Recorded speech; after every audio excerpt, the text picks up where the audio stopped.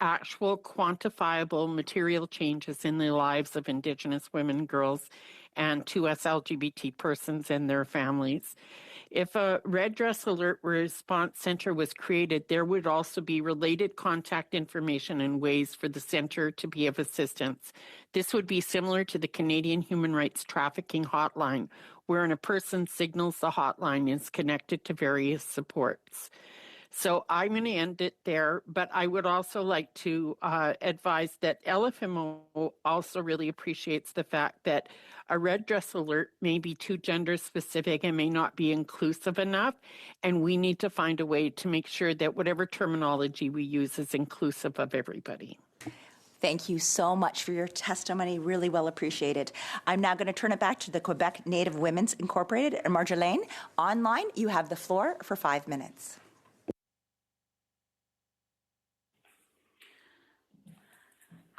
Bonjour, Good morning, Marjolaine Etienne from the Quebec Native Women Association. Our organization is going to mark in May its 50th year of existence as an organization. And I think it would be important for me to point out that 50 years of history, of action,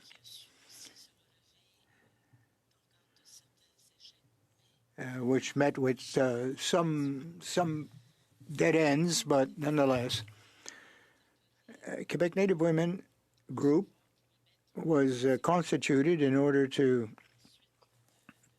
follow through with a motion that was adopted.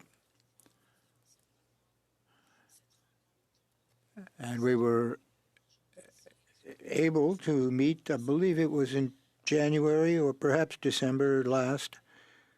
We shared our perspectives with the implementation of this red dress alert system. We provided our comments, and of course there's some unique aspects which has to be taken into consideration if we are to develop this alert program adequately. In Quebec, there are certain features that will perhaps assist or hinder the implementation. Different from the rest of the country, perhaps, West, for example. We currently do have some systems here in place, but are quite different from what exists elsewhere in Canada. As an organization, we, of course, agree with this notion, and we're anxious to see the implementation of such a system, an alert system, because it's part of a solution.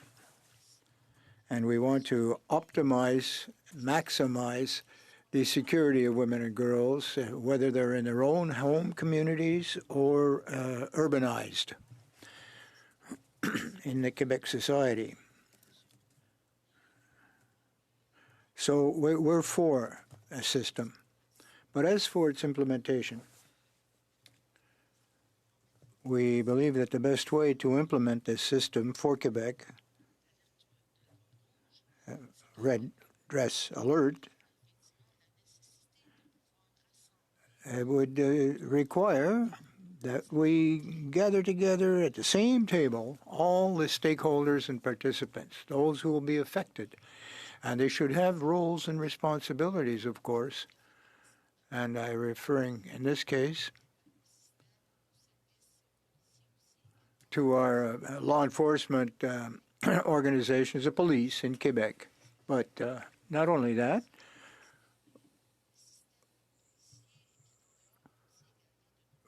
we have to deal with police forces which are in general outside of our communities. If we want to have a proper and adequate protection, we have to make sure that there is a cultural fit, that it be appropriate.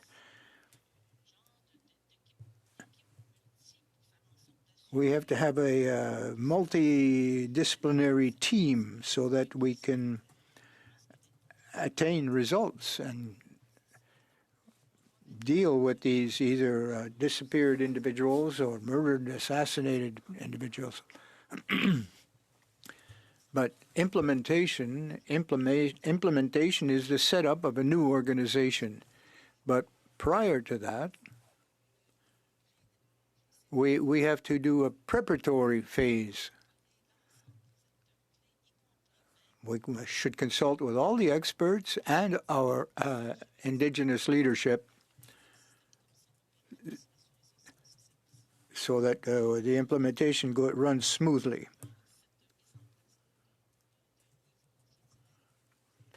And it has to be a comprehensive approach, holistic.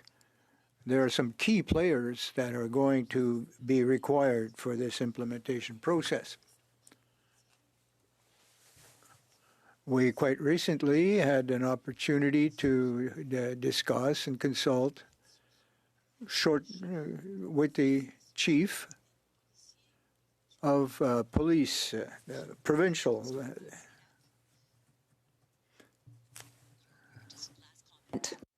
OK. C'est bon. Donc, Okay, I'll be quick. So the implementation is very important, but we have to ensure that how we implement it. And the key players.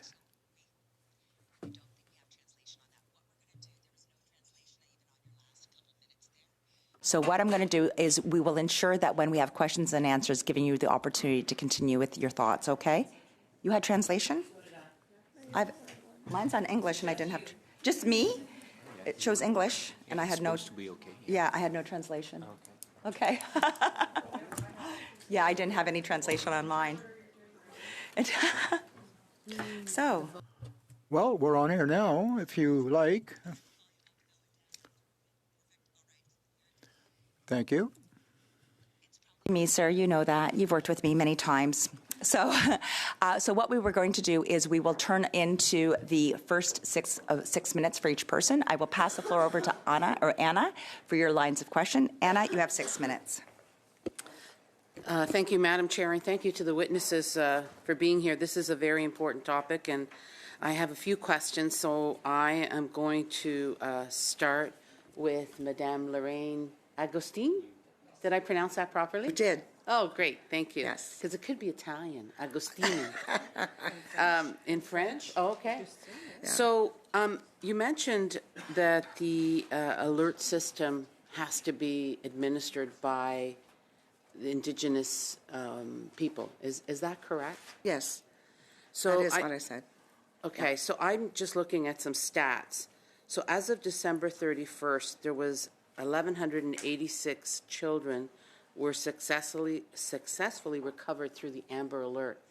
Do you think, and this is just your opinion, I understand, do you think that working together with all police sources across the provinces in the country, that we can incorporate that into the system so that it would be widespread? Absolutely, I think you could, keeping in mind, though, that you need to have Indigenous peoples administering that rather than just the policing. I think it's really important that our Indigenous women or our Indigenous men, doesn't matter, but the employees or whoever's administering needs to be Indigenous. I feel that we have more of a sense of what's happening within our communities and with our women, rather than just kind of like looking at it as just, okay, you know, that they're reported missing. I think because of the stats of how many women, Indigenous women that have gone murdered and missing, I think it calls for that type of administration. And so my next question is to, I'm not even going to try and pronounce your last name, Mitch Bourbonnier. Bourbonnier. Oh, thank you. Thank you. That sounds like something really good to eat. So, sorry. I lost my head there for a minute. So, Mitch, thank you very much for helping us better understand.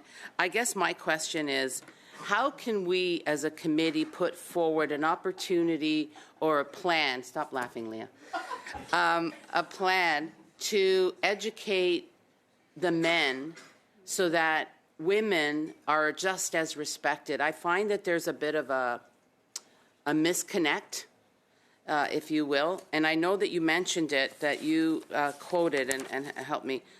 Little boys see their moms being tortured and grow up to continue this behavior. 100%. So how can we change that attitude so that, I know we're going to have to work with women, make them stronger, but also work with young boys and men to appreciate and respect women just as much as they respect each other? Thank you for your question. First off, I'd like to clarify something. The issue of missing and murdered Indigenous women and girls, the phenomena of it comes from two places. One place is the trauma done by the colonizer and the learning of the men to be abusive. So that's one thing. But as Chief Lorraine Augustine mentioned, there are non-Indigenous men in power that are also responsible for the death and the murder and the disappearance of Indigenous women. So that's really important to state. So getting back to your question, it's happening magically and organically here in Winnipeg. It was a woman's crisis center, a woman's shelter that approached myself and some men in 2016. They passed tobacco. They asked us to create a healing program, a healing place for men, and actually offered up their sacred space, invited us into their safe place to work on ourselves, to heal, and then to give back and to be helpful in the community. So I work with boys, I work with young people, I work with men. That was our first men's group of that kind in Winnipeg. And now today, any day of the week, there's a place for a man to go and to be with other men and learn of the sacredness of women as life givers and matriarchs. So I have some stats here from Stats Canada. So Indigenous women and girls were killed by someone that they knew, 81%, including an intimate partner, 35% acquaintance, 24% family members, and 22% in most cases the person accused of their homicide was also an Indigenous, 86%. So I'm looking at these stats and saying we got a hell of a job ahead of us to change those numbers so that they're not so drastic. I mean, if I don't know if you've read the book If I Go Missing, it's a really good book, and it also states that. So what you're saying is by working with young men and having them appreciate and respect women, we can change these numbers? Yes, and we also need to address the other 20-25%, because that doesn't happen to any other communities, where 20 to 25% of people come into the Indigenous community to abuse, take, kill, rape, and murder Indigenous women and girls. Thank you so much. We're now going to pass it on for the next round to the next call to Anita Vanderbilt. You have the floor for 6 minutes. Thank you, Madam Chair, and I want to thank all of you for your testimony and also all of the work that you do. And I think if there's one takeaway from everything that each of you have said, is this issue of trust. The system needs to be trusted, and that is something that's not easy to do, is what I'm taking from some of your testimony. I'd like to pick up on something that you, Ms. Augustine, and I think Ms. Omanijo also touched on this, and it's the role of the public. Because the idea, certainly in my mind, when we talk about a red dress alert, has been to be like an Amber Alert, where it would be everybody's eyes out there searching, looking, to multiply the chances that these women will be found. But your testimony, and I think rightly so, points out that there's racism and bias in the public, and that the trust issue we talked about might also be a distrust of the general public, and then you get into privacy and issues like that. So I was wondering if you could start, Ms. Augustine, and then Ms. Omanijo, and then if the others wanted to jump in on that issue. Okay, well, thank you for the question. I think the biggest issue is the awareness. A lot of the general public don't even know what's happening with Indigenous peoples, let alone what's happening to our Indigenous women. It's going to take a lot of education, a lot of awareness that this is happening. And as one of your colleagues mentioned, even about the stats.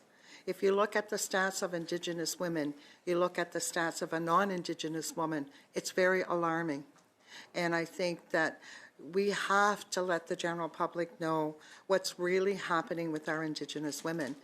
And until we do that, a lot of them, I'm not saying all of them, but the majority of them really don't give a hoot, I'm sorry to say, unless it happens to them in their immediate family or someone that they know. That's when they start, oh my gosh, this is really happening out there. And I think it's going to take a lot of education to make the public aware what's happening with our Indigenous women. And I think the red dress awareness is a good start. Okay, I guess the question that I want to ask is it possible that it can cause harm if it goes to the public without that kind of Yes, awareness? I do believe it can cause harm. Okay. To some degree, yes, absolutely. Thank you. And Ms. Omanijo, you used a term that is really alarming. You said that this could be weaponized against women. I wonder if you could weigh in on the same subject. So this can be weaponized. First off, I want to know, I recognize the comparison between the Amber Alert system and what we're asking for with the Red Dress Alert system. And I'm going to be one of those people that doesn't believe the Amber Alert system is always the best system, because police control as to who actually gets put onto an Amber Alert and who doesn't. But the issue for us in when we're dealing with the Red Dress Alert is when people's phones suddenly go off with these alert systems, and it doesn't have to just be Amber Alerts, their eyeballs start rolling. They don't like the fact that they've had intrusiveness into their lives.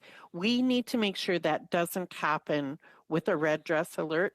The other thing is that women become vulnerable when we target and we're looking for them, especially if some of these women are hiding because they've had perpetrators that are abusing them, and they may have gone into hiding. So we need to make sure that if that is the case, that those women, and I keep saying women, but it's so people that are vulnerable, that might be the youth or the 2S LGBT, if they are in hiding, that we haven't set them up to be, aggressively pursued by people that have been causing them harm.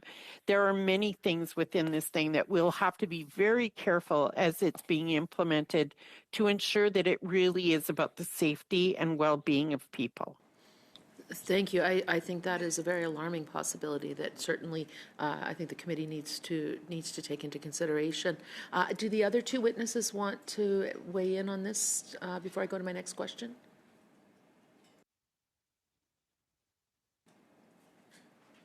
No? Okay. So the other thing, this one is for Mr. Bourbonnier.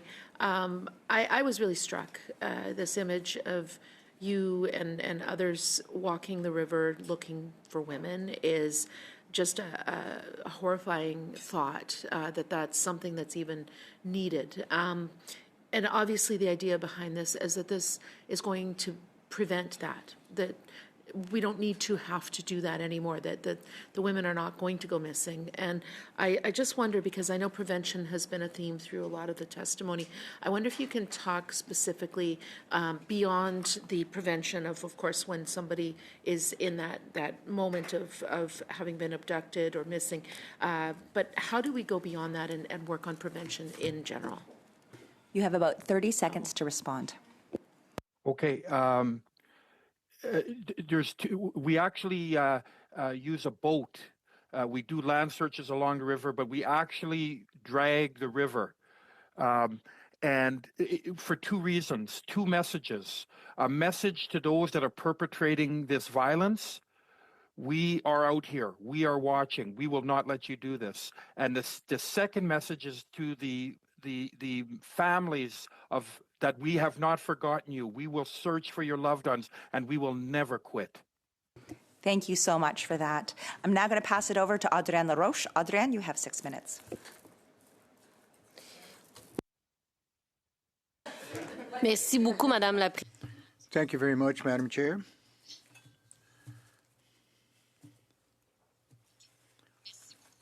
Thank you. Thank you very much, Madam Chair. Now, we want to thank also the witnesses that are with us this morning for the Red Dress Alert. You've all made some interesting contribution. Now, I'd like to deal with perhaps with Madame Etienne, Women of Quebec. First of all, congratulations on your 50th anniversary of your organization. That's quite an accomplishment. 50 years of hard work to defend the rights and the lives of our Indigenous women and girls. Now, in the perspective of the Red Dress Alert, you stressed the specificity of the situation in Quebec. There's a lot of different initiatives that are undertaken in various communities and throughout Quebec, throughout all the other provinces as well. Now, how do you think that we can get the proper fit of this new program or this Red Dress Alert and make it work in conjunction with and fit with the other alert systems that may exist in other communities? Well, thank you very much for your question. The specificity that I'd like to point out is that when we talk about national, in quotes, that's a step ahead, if you will. But the particularities that I'd like to bring to the discussion, if we want to ensure maximum security and safety, and if we want to build trust in the implementation of this program, we have to get together. We have to get consulting with various stakeholders and participants, public services, police forces in the various communities. We have to ensure that it's a structured approach, a planned approach. Public awareness, education of vital factors, and of course it's a three-way play. We have to get our message across, and at these round tables, these discussions based on local conditions, we have to explore how Red Dress Alert will contribute to the situation. It has to be adapted to cultural sensitivities as First Nations, as Indigenous people, and of course, always keep a close eye on the efficiency so that the service is rapid, quick response to any situation that might arise. I feel that that can be best managed at a micro level, a community level, and develop a communication strategy for purposes of education and public awareness at all levels of society, no matter which subsector of society, the general mainstream society, the Québécois society as a whole. So we really have a very difficult task ahead of coordinating the various players, roles, in order that Red Dress Alert is functional and effective. We need a collective awareness as to the stakes involved here for murdered and disappeared women. All right? In other words, what you're telling us delicately is that you're best placed to understand the situation on the ground as it exists. And we need a frank dialogue in the spirit of reconciliation among the various players. Otherwise, we won't be able to break the barrier of mistrust. Well, it's like putting a Band-Aid on a situation which is not yet healed. Yeah, you interpreted that very well. Reconciliation, mutual trust, get everybody around the same table and work together on a joint project, something that draws people together, that ends up with a cohesive approach to the situation. And the spirit of reconciliation, of course. And we are the best placed to judge and to provide information and the elements that will meet the real needs of these women who are potential victims of MMIG. Madame Etienne, as to this consultation table, other than the forces of law and order, police in other words, who else would be at the table? Well, organizations such as ours, 50 years of expertise and lived experience of the lives of women and girls.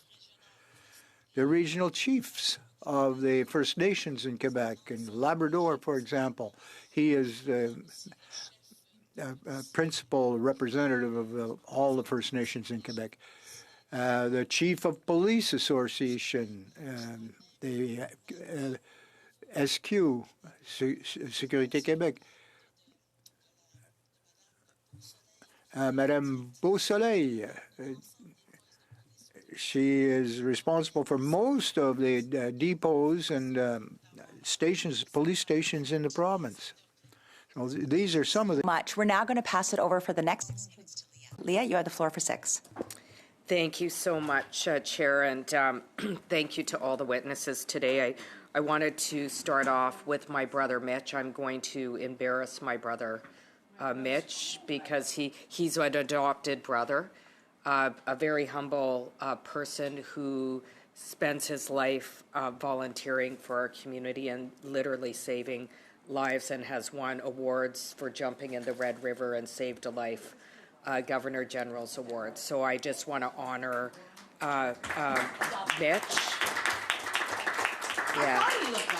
Yeah, he's my spirit brother. I wanted to start with you just to talk about Drag the Red, because I think it's important for the committee to really understand how dire it is.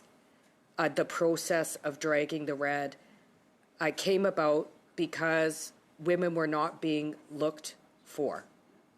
And so family members came out and started looking for their own relatives. When you're dragging, what equipment are you using, and who is joining you in that boat? Very briefly, and then, because I have so many other questions I want to ask you. Sorry, okay, I'm unmuted. Thank you, Leah, for those kind words. So it's all volunteer-led, and we go out every night between May and October. It's mostly administered by women and organized by women, and they do the hard physical work on the boat. And some of the men and boys come to help and support and take direction from the women on the boat. We literally drag the bottom of the river with hooks. We did actually find a young man a few years ago, and that young man was known to me, and we were able to bring that young man back home to his family. But many, many, many women have turned up in that river, and many more are lost to that river, and that river could tell stories. So it's very emotional work. Thank you so much. And I thought that was important to share because it speaks to the urgent need to put in place a red dress alert. We shouldn't have to search the bottom of rivers for our relatives. We are valuable and precious.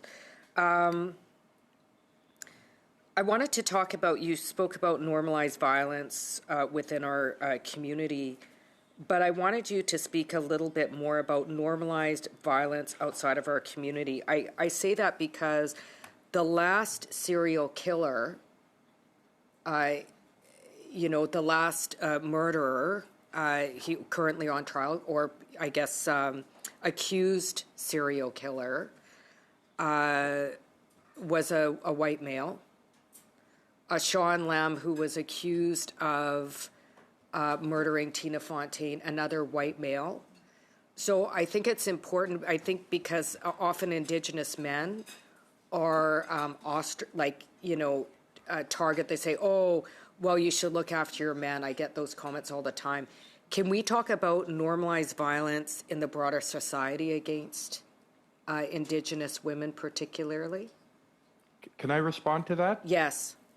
Okay, so in 1990, we created the Bear Clan Patrol.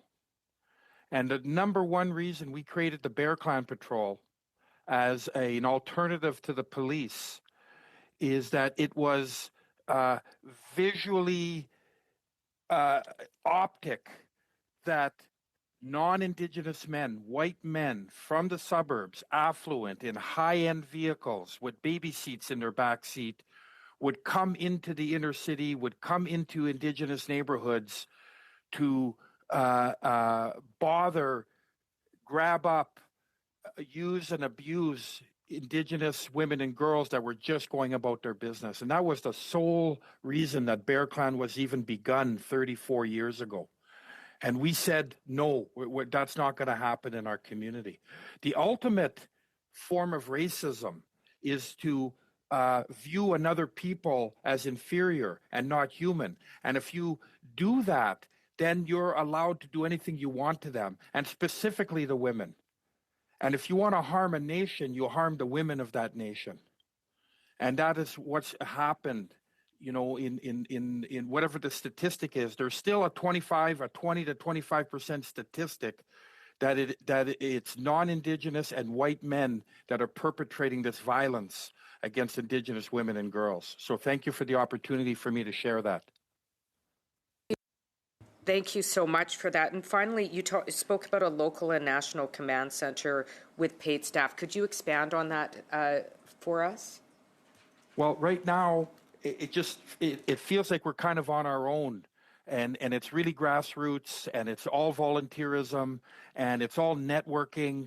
And, families reach out to the community, the helping community that I belong to in the inner city of Winnipeg.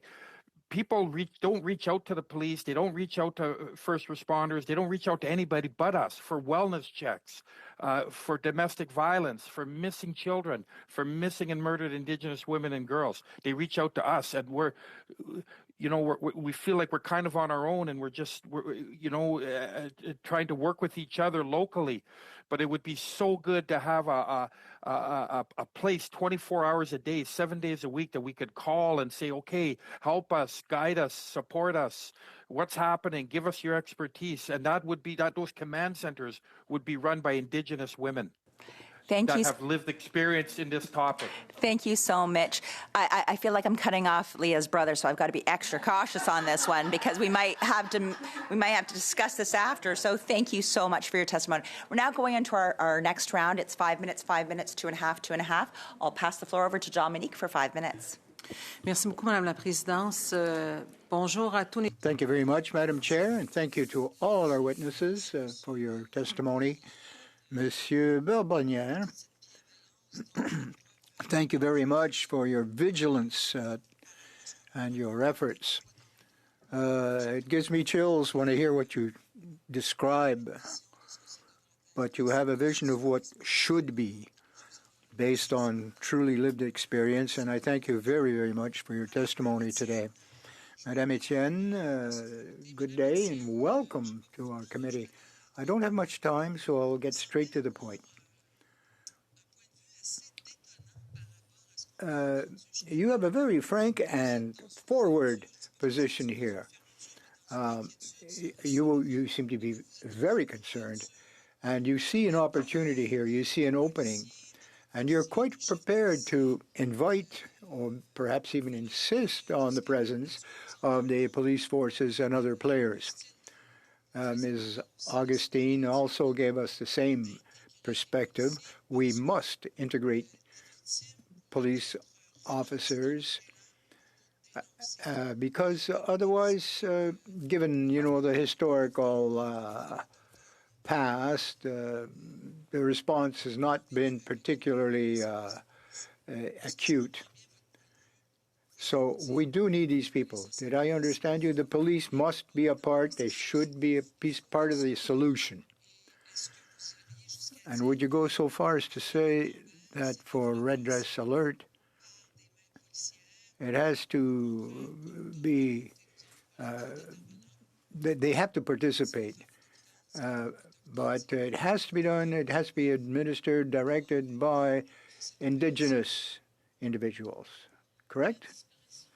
Well, the disappearance and assassination of Aboriginal women is, in fact, everybody's business.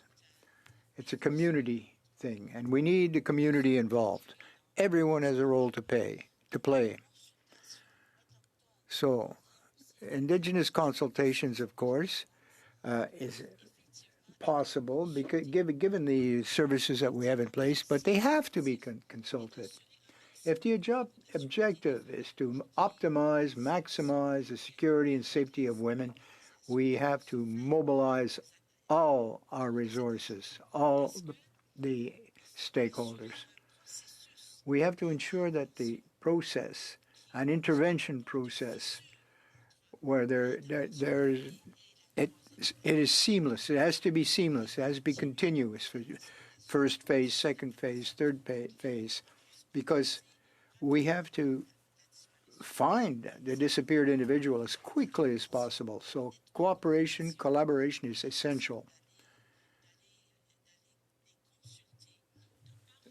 So we have to consult so that we can know whose capacities and who can do what. We're looking at public awareness, education. We have to develop specific criteria for such a process or protocols. Ultimately, we will have a plan and a strategy and a process to arrive at a solution. Well, perhaps just as we do, there's such a degree of mistrust of the police. And they also are not particularly trustworthy in most opinions, but how can you do this? Well, quite recently, I had a good conversation with the head of Aboriginal police forces, and they are also very aware of the situation. So everybody's expressing goodwill as far as you're concerned. Yes, this is why I'm saying in Quebec, there is a deep concern on the situation. Madame Etienne?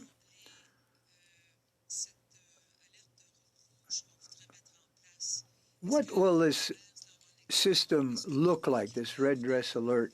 You were talking about some criteria previously, the public at large,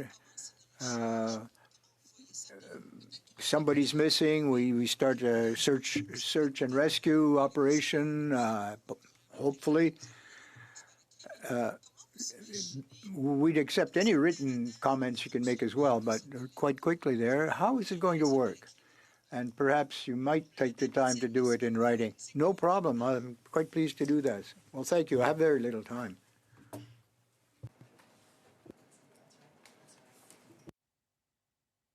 She's done. Merci, merci. Thanks so much. I had a little. I'm now going to pass it over to Lisa. Lisa, you have the floor for 5 minutes. Thank you, Chair. And thank you to all of our witnesses today. You've all given us a lot to think about and really valuable insight. I would like to start with Leah's brother, Mitch Boubonniere. Mitch, I have to tell you how impactful your testimony has been today. We've learned a lot from you.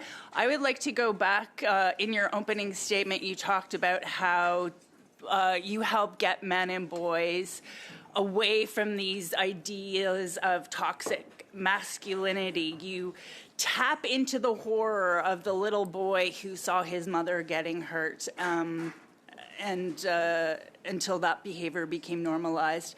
I think typically, historically, in Indigenous communities, people did think of women as life givers and matriarchs, and I'd like to hear more about your work and how we tap into the horror of that little boy, and how we start changing this toxic masculinity. What can we learn from you to take to other cultures is what I'm asking. Thank you. I'm also cognizant that, I don't want to take up too much airtime on this panel in terms of being a male and taking up space. So I'm really looking forward to hearing from my other panelists as well. But just to quickly answer the question around in Winnipeg and in Manitoba, it has been organic. It has been. It has just it's happening. It's happening in our northern communities. I'm getting all kinds of inquiries to travel, to meet with communities, to meet with the women, in terms of helping the men find a vehicle for healing. So it's happening. It's definitely happening in Manitoba. Thank you very much. We know that in order to address gender-based violence, it's not just it's not a women's problem, and it can't just be women trying to solve it. We need to bring men and boys into the conversation, and so thank you for doing that work. You also, I want to go back to your idea about the 24/7 command center, but maybe I'll direct my question to Madame Augustine. This is exactly what we're trying to do in this committee, is decide exactly how this red dress alert will be rolled out, what should it look like, who should administer it. And I'd like to know more about your idea of this administration. So if we had an Amber Alert system, it's run by the Weather Network, Pelmorex, right now, but the Weather Network doesn't decide who sends out the alerts. Like, they just have the platform, right? So it's the platform, the Amber Alert platform, and then they can make it however they want. They can, maybe it goes direct to a 24/7 command center staffed by Indigenous women, and they're the ones who make the decision as to whether or not a red dress alert goes out. But it can still be on the platform that was created for the Amber Alert system. Maybe you could just talk about how you envision this working, because it's exactly what we're trying to get to here. Right. Well, I envision it being a 24/7, obviously, and I think the administration, on what platform we use, we have to ensure that it's getting out there, similar to the Amber Alert. That's really important. But the command center, I think, as I said before, it has to be run by Indigenous. It has to be 24/7, and it also has to have the guidelines and be there for the family to report that, right? So if it's not Indigenous-led, a lot of times our women, even our families, don't want to call and report, because if they say it's an Indigenous woman, they're not going to get the reaction that they want. So it does have to be, I believe, a 24-hour, 24/7 command center. And do you see this as a national, is it national? Does it go out nationally, no. Or is it local? Is it regional? It has to be national right across the board. Every single province has to be on board with it. Otherwise, it's not going to work.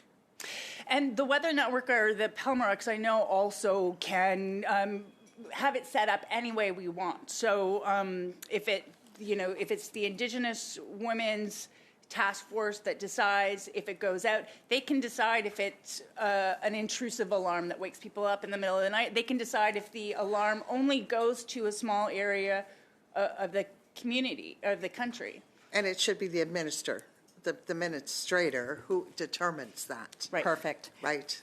That's who I think it should be. Perfect. Thank you. Yeah. Thank you so much. We're now going to go for 2.5 minutes, and I'll pass the floor over to Adrienne.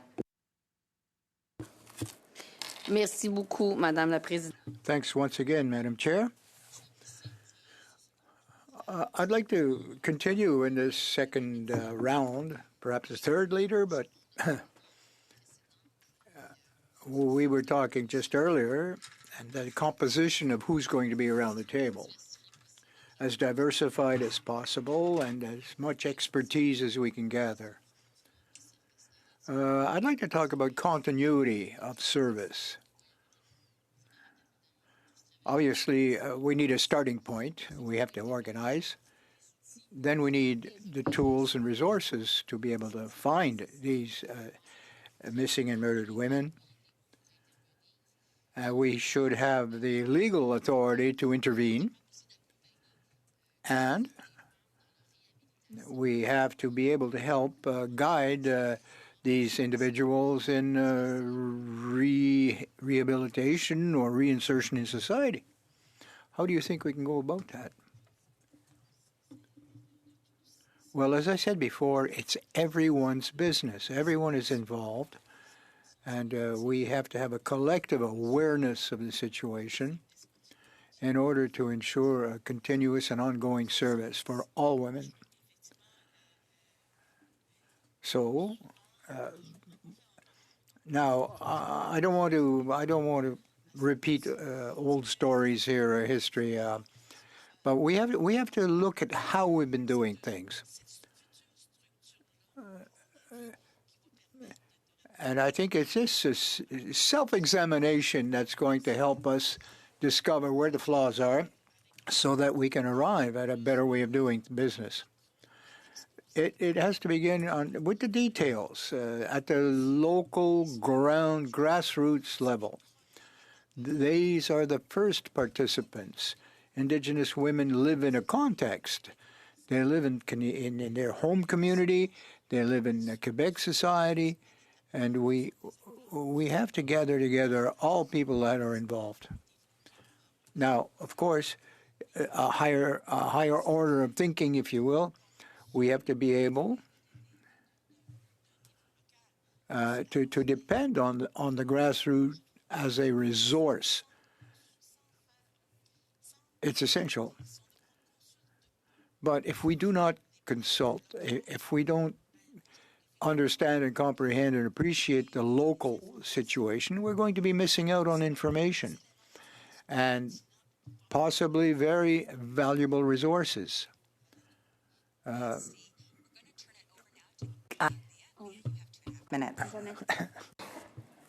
Thank you so much. My first questions are for President Etienne. I'm wondering if you could very briefly tell the committee what happened in Lac Simon to women. Most of the women were from Lac Simon. I know some were from, I can't pronounce the name of the community. I think it's Kazizijak.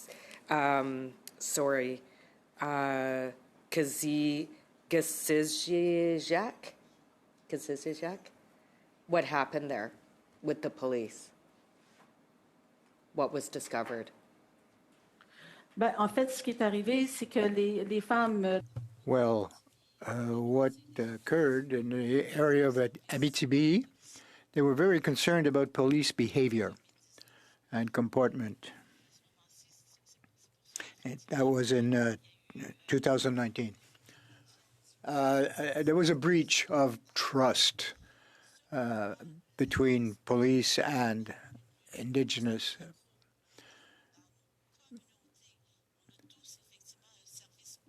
Because in each of our communities, we do have Indigenous police presence.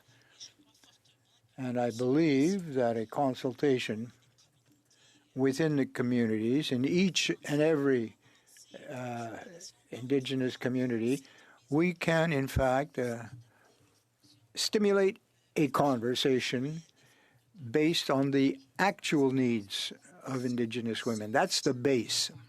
Was there reported police violence against Indigenous women from these communities?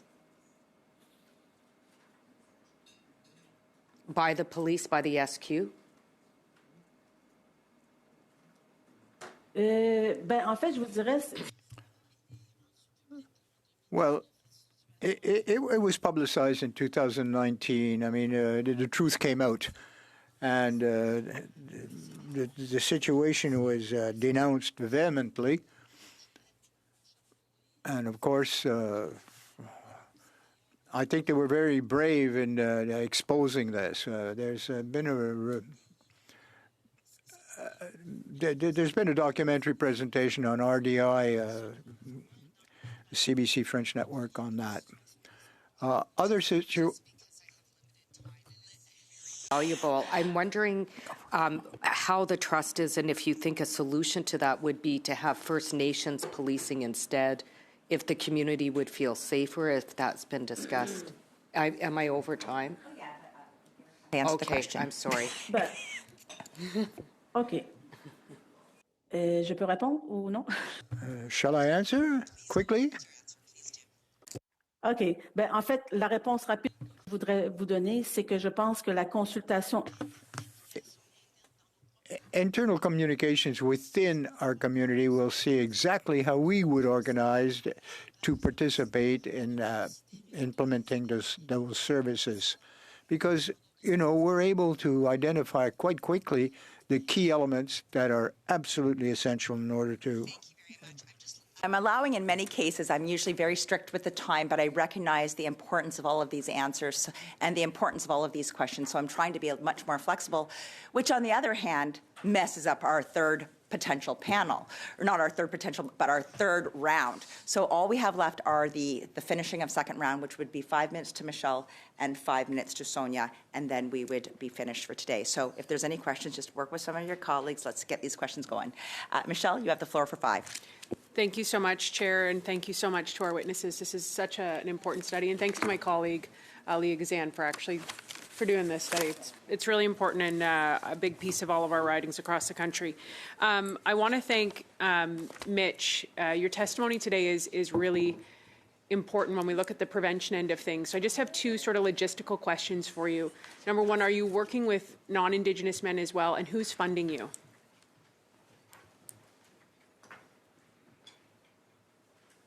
I can't hear you, Okay, Mitch. I'm on mute. Yeah, okay.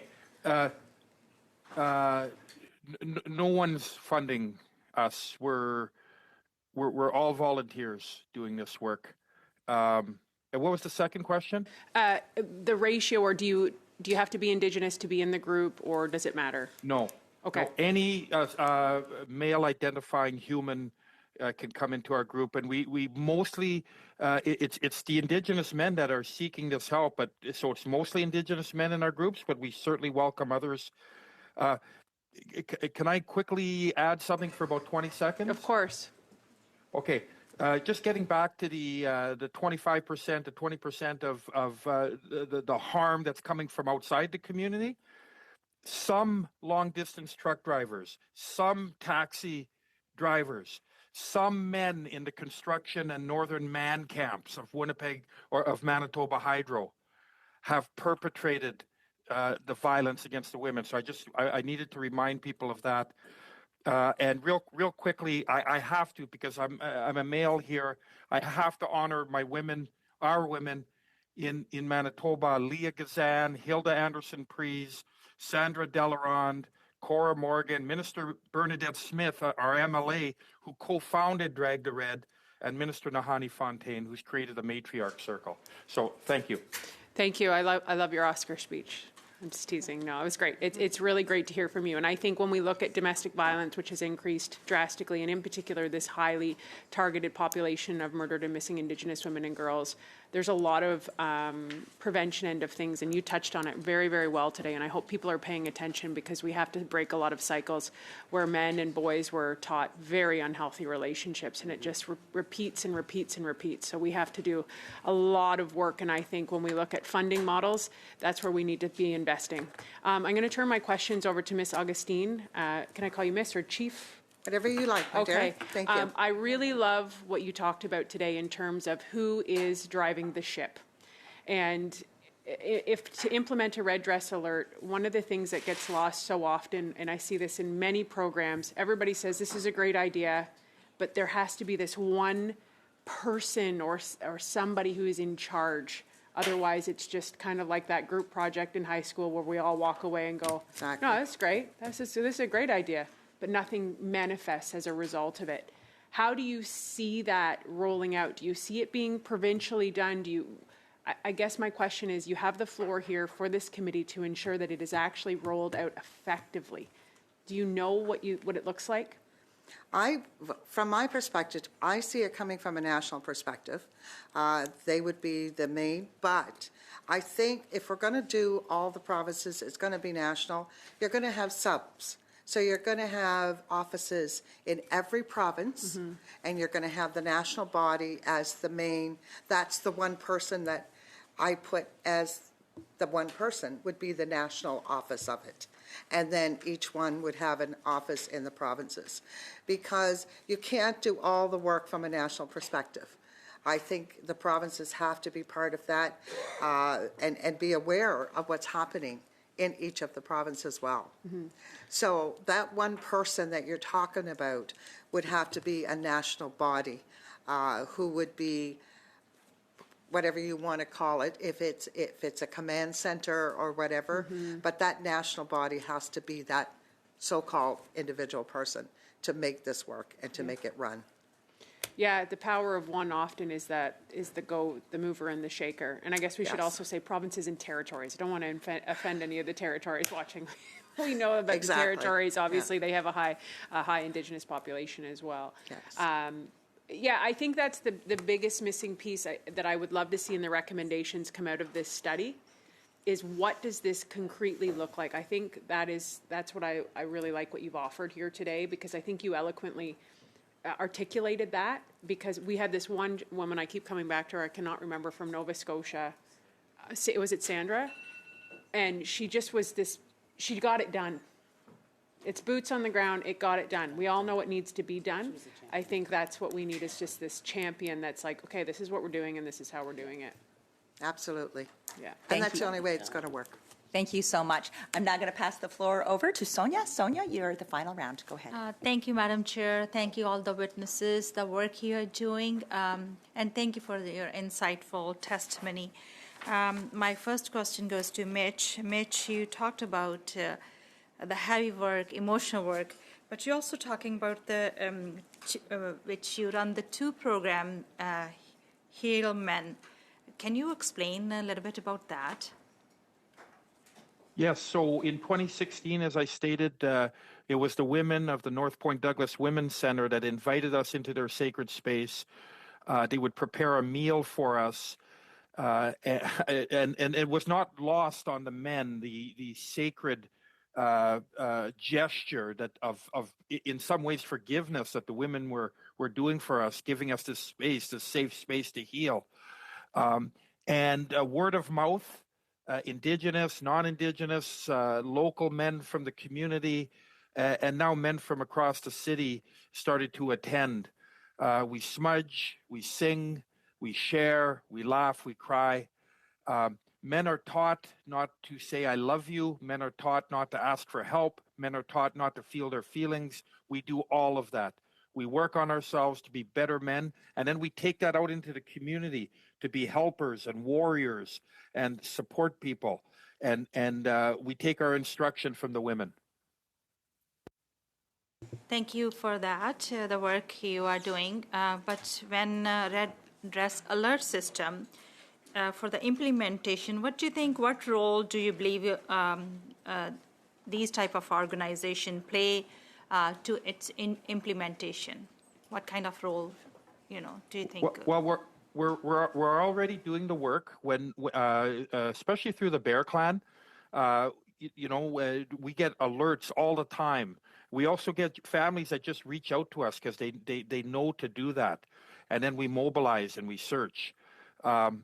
So, having a Red Dress Alert, having a command center, having people to help coordinate all of this for us and with us, Indigenous women leading this is what we need.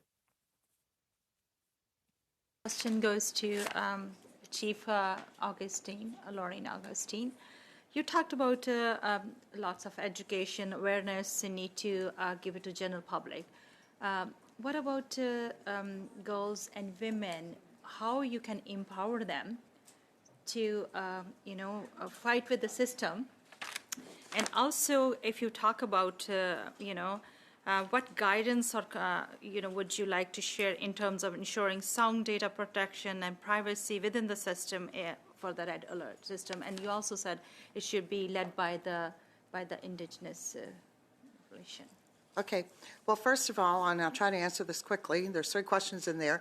The first one I'll answer is the prevention. I think we have to look at what happens when a young girl, for example, leaves a community. She goes into a city. She has nowhere to go. There has to be that preventative, a safe place for them to go, to educate them on what's out there. Especially if they're young coming in for going to school. There has to be, places, safe places for them to go. Whether it's advertisement on buses, whether it's whatever. Now, when it comes to the general public, the awareness, again, that is really tough because not every person wants to know or hear about it. It's like any one of us, sometimes things just isn't of any interest. So it's going to be really tough to try and get that awareness out there that this is happening. And sorry, I missed your third question. So the other one is to the data protection and the privacy within the system, how it can be the culturally appropriate, if you can give the guidance on that. Jay, that's a tough question because it is going to be really difficult to do that. You know what? I don't even think I have an answer for that, to be quite honest. It's something that is just going to be really, really difficult to do from my perspective. It's going to take some time. It's going to take some trust. I think trust is the biggest issue, and education is the second biggest issue. And do they want to? Do they want to learn that? Do they want to build that trust? Mm-hmm. Mitch, do you have any thoughts? You have anything to add on that? No, I 100% support what Chief Lorraine Augustine has submitted. Okay. And what do you think for the red dress alert when we are sent? My time is over? Sorry. I've got Lisa there working on my side, letting me know. Thanks so much. I would really like to thank, we have had just an excellent panel, and coming back after our constituency weeks, we have been really able to get some excellent testimony. So I'd really like to thank all 4 witnesses for coming and helping us get right back on track onto